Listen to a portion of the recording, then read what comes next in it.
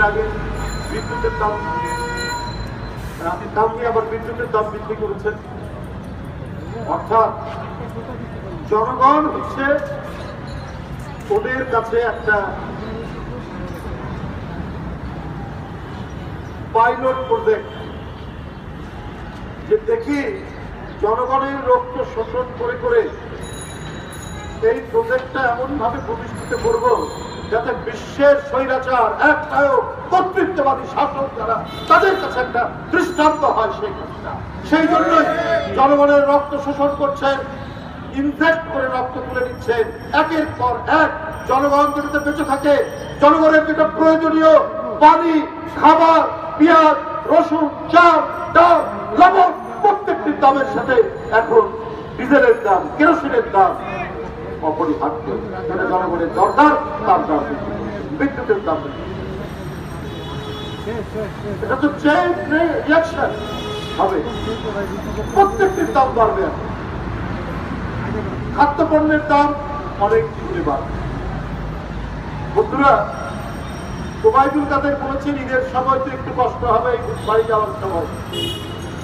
ওবায়দুল কাদের সাহেব, আপনার তো কষ্ট হয় না বাড়ি গেলে? আপনার সামনে পুলিশের হুইসেল বাজে, আপনার পিছনে পুলিশের হুইসেল বাজে, আপনার তো কষ্ট হয় না। কিন্তু আপনি সাধারণ যারা যাত্রী, যারা বছর অন্তে একবার পিতা মাতার সাথে, আপনজনের সাথে ঈদ করার জন্য এই প্রধান উৎসব বাংলাদেশের, কত কষ্ট করে তারা যায়, এটার কি হিসাব রাখেন ওবায়দুল কাদের সাহেব? আর আপনি ওই কথা বলে জনগণের সাথে ব্যঙ্গ করছেন, ঠাট্টা করছেন, রসিকতা করছেন। কষ্ট তো হবে, কষ্ট তো আপনার হয় না, আপনার এমপিদের হয় না, আপনার মন্ত্রীদের হয় না। কারণ আপনি কখনো ট্রেনের খবর নিয়েছেন অনলাইনে নাকি টিকিট করা যায়, কিন্তু ট্রেনের টিকিট আগেই ব্লক হয়ে যায়। এটা কি ওবায়দুল কাদের সাহেব জানেন? ট্রেন তো সরকারের নিয়ন্ত্রণে, তো ওই ট্রেনের টিকিট ব্লক হয় কি করে? ওই টিকিট চলে যায় এমপির আত্মীয় স্বজনদের কাছে, ওই টিকিট চলে যায় মন্ত্রীদের আত্মীয় স্বজনদের কাছে, তারা পেয়ে যায়। সাধারণ মানুষ সারাদিন রেলওয়ে স্টেশনগুলোতে লাইন ধরে দাঁড়িয়ে থাকে, টিকিট পায় না। আপনি কি ওবায়দুল কাদের সাহেব জানেন এই যে বাস, এই বাস তো হচ্ছে প্রাইভেট ট্রান্সপোর্ট, বিআরটিসি হচ্ছে সরকারি ট্রান্সপোর্ট, সব ট্রান্সপোর্ট। আপনি জানেন যে এই ঈদের সময় টিকিট ব্লক হয়ে যায়, যে টিকিটের দাম 400 টাকা সেটা 800 টাকা দিয়ে কিনতে হয়, ডাবল হয়ে যায় টিকিটের দাম। প্রাইভেট কোম্পানিগুলোর বাসে তো দাম বাড়ার কথা না, তো এমনি টাকা বেশি নেয়।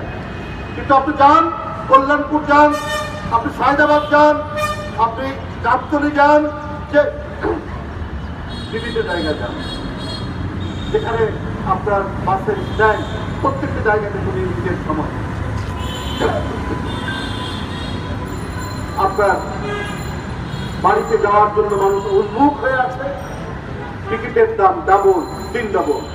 কই আপনার সরকার, বিএনপির লোক যারা আন্দোলনের ডাক দেয়, কর্মসূচি পালন করে, মিছিল করে, তাদের যদি বাবা যদি কবরে মারা যায়, সেই লাশের নামেও আপনারা মামলা দিতে দ্বিধা করেন না। বিএনপির নেতা কর্মী যদি বাস ধারে বনে জঙ্গলে থাকে, তাকে গ্রেপ্তার করতেও আপনারা দ্বিধা করেন না, গ্রেপ্তার করে নিয়ে যান, তাদেরকে খুঁজে পান। কই এই সমস্ত ব্ল্যাক মার্কেটার, এই সমস্ত মাফিয়া, এদেরকে খুঁজে পান না? আপনাদের সময় দৃষ্টান্ত হয়েছে। এটা অবাক করা কাণ্ড যে সেনাবাহিনীর প্রধান, পুলিশের প্রধান,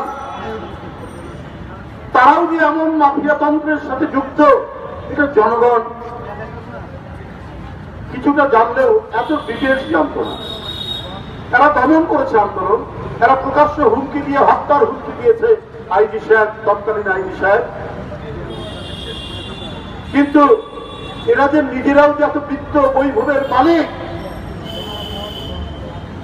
এইটা জনগণ আরো বেশি করে জানছে। আমরা আগে বলেছি কেন তাদেরকে এই সুযোগ দেওয়া হয়েছে, কারণ ওরাই তো বিএনপির মিছিল, বিএনপির কর্মসূচি, আন্দোলনকামী মানুষের যে কোনো ধরনের সমাবেশ তারা অত্যন্ত নির্দয় ভাবে নির্মম ভাবে সেগুলোকে দমন করেছে। এর প্রাইজ হিসাবে, এর পুরস্কার হিসাবে শেখ হাসিনা একের পর এক প্রমোশন দিয়েছেন। পুলিশ কমিশনার, এসপি থেকে পুলিশ কমিশনার, পুলিশ কমিশনার থেকে আইজি করেছেন কেন্দ্রিক দায়িত্ব।